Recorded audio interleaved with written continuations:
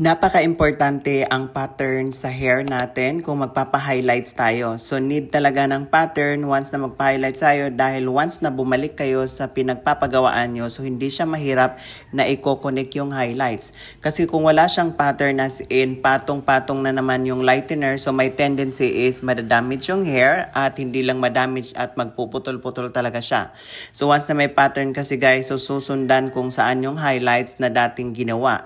So itong hair ni Mama maganda pa so far yung pinaka-hair niya, tapos gusto niya na maiklian. And then ito matagal talaga regular client natin si ma'am. So kinakailangan natin i-refresh yung pinaka-hair color niya dahil gusto na niya yung kakaibang brown na talaga namang gustong-gusto niyang i-achieve sa hair niya.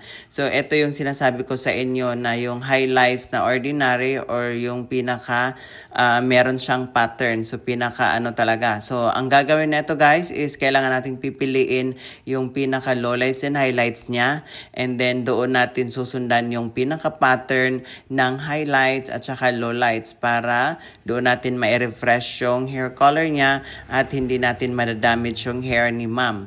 So ang hair niya talaga is mahigit 1 taon na. So imagine guys, maganda pa rin yung hair niya kahit mahigit 1 taon na. Inaalagaan niya lang ng purple shampoo and purple conditioner para talaga ma-maintain yung pagka-light na maganda.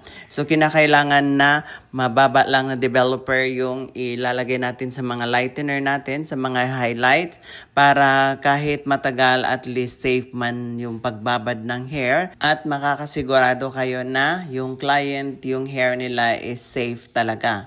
Dahil minsan hindi natin maiko-control yung pagluto ng hair ng client, so need talaga natin na i-analyze yung hair muna kung anong mas better na developer ang kailangan at depende na rin sa hair color na gusto nila.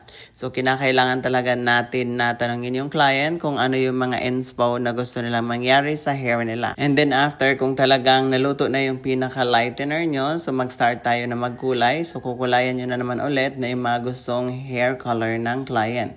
So ito yung sinasabi ko sa inyo guys na yung pattern kasi is talagang mabilis lang siyang re-highlights once na meron tayong susundan. Dahil once na yung talagang kalat yung highlights kasi is matatamaan at matatamaan na naman yung dati niyang highlights. So yun yung dahilan na bakit nagpuputol yung hair natin minsan na magpapa-highlights. So make sure na kung gusto niyo magpa-highlights, so kinakailangan talaga na meron siyang pattern. So need talaga ng magaling din na gumagawa na meron siyang pattern ng highlights. Dahil minsan is highlights lang ng highlights, yung iba is hindi na nila alam kung anong ginagawa sa hair nyo. So need talaga na i-check nyo yung background ng gumagawa ng hairstylist sa hair nyo dahil hindi kasi basta-basta tayong gagastos sa hair tapos yun madadamage lang tapos magpapa-repair na naman tayo sa iba.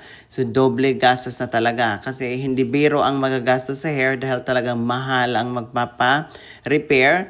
At least, hindi na kayo paulit-ulit na magpapa-repair kung talagang nandun kayo sa hairstylist na talagang magaling at mag-achieve sa hair nyo. So, ito yung after.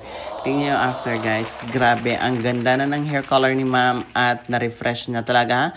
Mula sa lowlights and highlights, talagang nadugtong na natin yung dati niyang highlights. At the same time, yung pinaka-roots niya is meron siyang natural-looking hair color. So, kinakailangan talaga importante yan. So, once na humaba yung pinaka-regrowth niya, so hindi siya mag-create ng demarcation line.